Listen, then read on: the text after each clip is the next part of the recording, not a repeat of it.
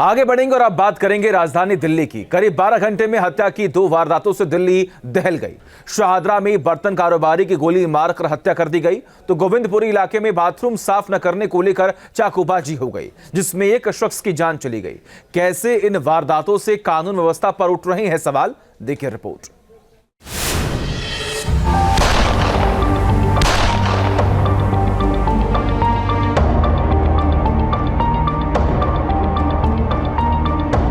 देश की राजधानी में अपराधी बेलगाम। दिल्ली के शाहदरा में कारोबारी का मर्डर। गोविंदपुरी में चाकूबाजी, एक युवक की हत्या।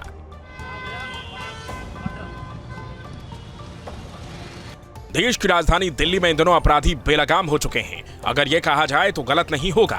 लगभग हर दिन दिल्ली के किसी कोने से हत्या, रेप और चाकूबाजी की घटनाएं सामने आ रही हैं। ताजा मामला शाहदरा का है, जहां विश्वास नगर का इलाका आज सुबह गोलियों की तड़तड़ाहट से गूंज उठा।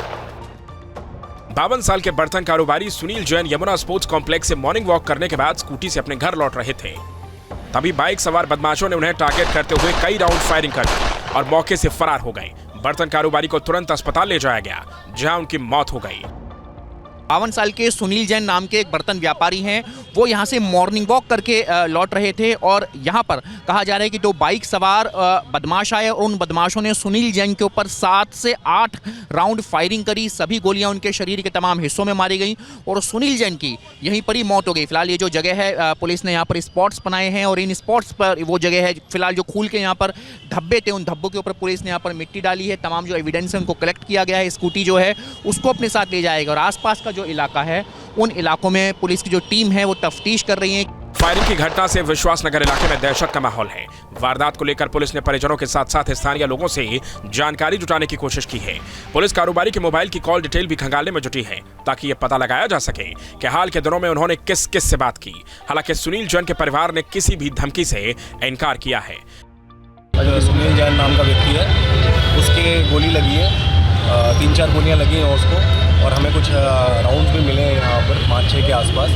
तो अभी इसकी जांच कर रहे हैं। सुनील जैन की मृत्यु हो गई है। अभी तक परिवार मना कर रहा है कि इस तरीके की कोई धमकी नहीं, कोई कंप्लेंट नहीं। किसी को पुराना झगड़ा और रंजिश है सर? परिवार इस चीज़ के लिए बिल्कुल मना कर रहा है। अभी हमारे पास इस तरीके की कोई इन्फॉर्मेशन नहीं।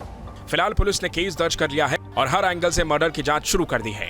साथ ही आसपास के इलाके में सीसीटीवी फुटेज भी खंगाली जा रही है, जिससे हमलावरों की पहचान की जा सके।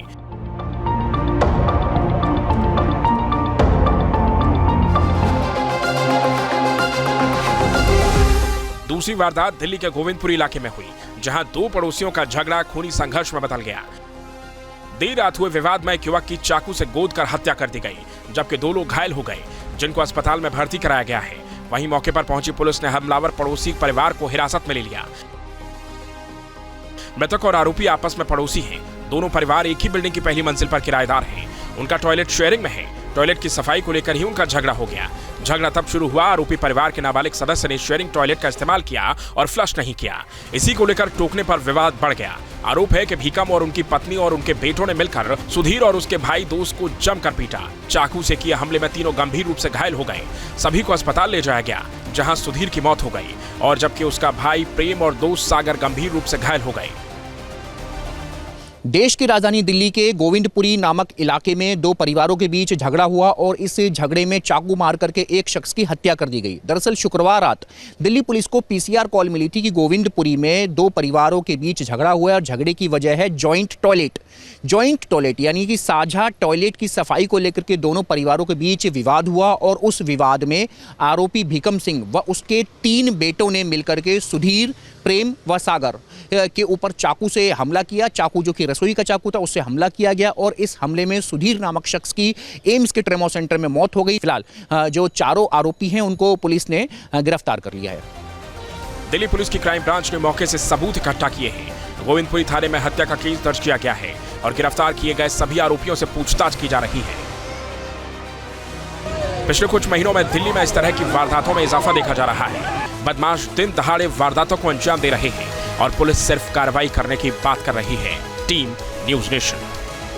न्यूज नेशन अब व्हाट्सएप पर खबरों की ताजा अपडेट के लिए न्यूज नेशन के इस क्यूआर कोड को स्कैन करें।